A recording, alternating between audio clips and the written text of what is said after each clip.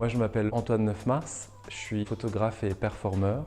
Donc, j'ai une pratique qui est pluridisciplinaire entre l'image, l'écrit et le jeu. Si je devais la résumer, mes œuvres ou ce que je souhaite investir, c'est vraiment l'intime et le public, ou cette friction entre l'intime et le public. Et c'est toujours à partir d'événements endotiques. Donc, c'est un visage, une conversation, un événement qui arrive dans la rue, un détail de l'existence. Tous ces événements que je répertorie, que j'archive sous forme de recueil, imagé, écrit, dans mes disques durs. Donc à partir de ce que j'appelle l'infraordinaire, c'est vraiment la réalité qu'on sublime par l'attention qu'on lui donne. Alors je crée des portraits, ce que j'appelle des plans resserrés sur notre condition humaine, dans toute son anfractuosité, sa diversité, sa beauté. Et dernièrement, j'ai collaboré d'ailleurs avec un artiste québécois qui, en parlant de mon travail performatif, parlait de poésie expérientielle. C'est un terme que je n'avais jamais osé nommer pour moi-même et que j'ai trouvé très juste, notamment dans mon rapport au public en fait. Le public a une place assez privilégiée entre voyeurs, participants, témoins d'une intimité réelle ou fictionnelle, dévoilée en tout cas.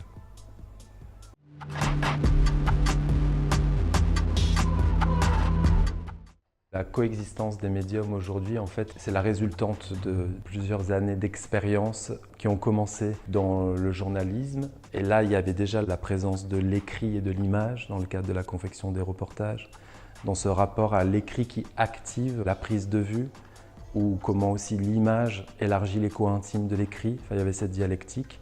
J'aborde un sujet où je l'investis et après je le sublime par la création artistique. La notion du temps, c'est souvent un temps lié à l'investigation et c'est là où je fais écho à mes expériences journalistiques. Il y a vraiment un temps de recherche sur le long cours. Après me sentir une certaine forme de légitimité ou en tout cas de connaissance assez immersive pour arriver à la distance et du coup à la création artistique.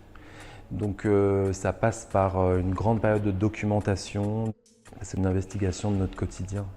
La mise en jeu, la rencontre avec la scène, elle s'est faite par une rencontre avec Krzysztof Warlikowski. C'était lors de la création d'Iphigénie en Tauride à l'Opéra Garnier, où la proposition c'était d'incarner cet Oreste jeune, donc qui était le versant performatif de l'Oreste chanteur, à travers des séquences qui restituaient cette vie de famille des Atrides. Et là, il y a eu un appel, une révélation par rapport à mon rapport à la scène. Et donc là, ça a vraiment dicté un parcours performatif. Et aujourd'hui, je suis content parce que tout se recroise et tout s'incarne à travers un geste un peu plus personnel et hybride.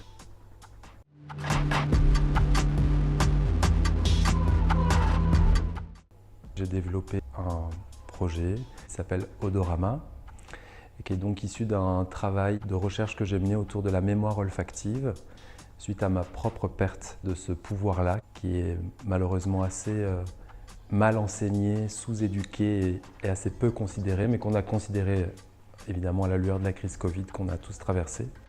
C'est une installation documentaire, participative. C'est une invitation à construire ensemble une encyclopédie sur la mémoire olfactive. Et cette encyclopédie, elle est constituée de témoignages avec la participation du public qui sera présent.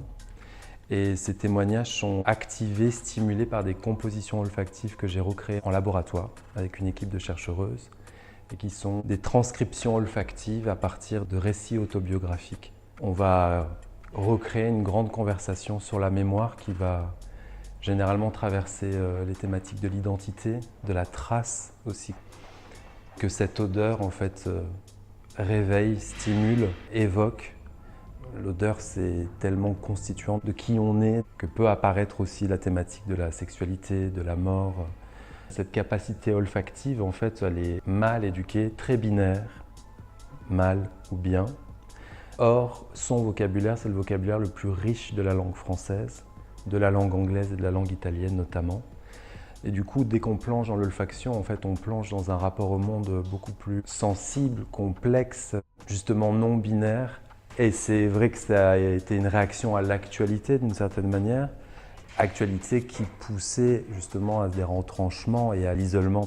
Il y avait vraiment cet engagement à la reconnexion et une tentative de guérison collective à travers la performance.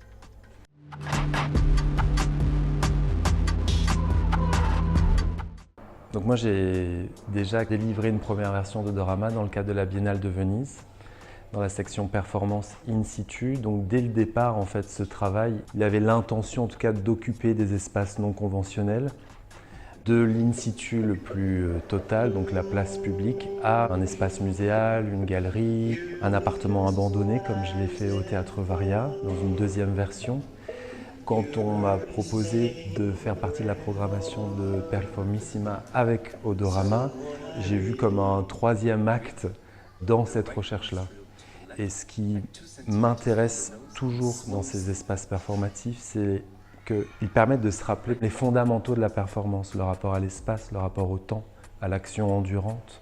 Quelle part a le public dans cette proposition-là en fait? Vraiment comment être ensemble dans cet espace et quelle émotion on va créer.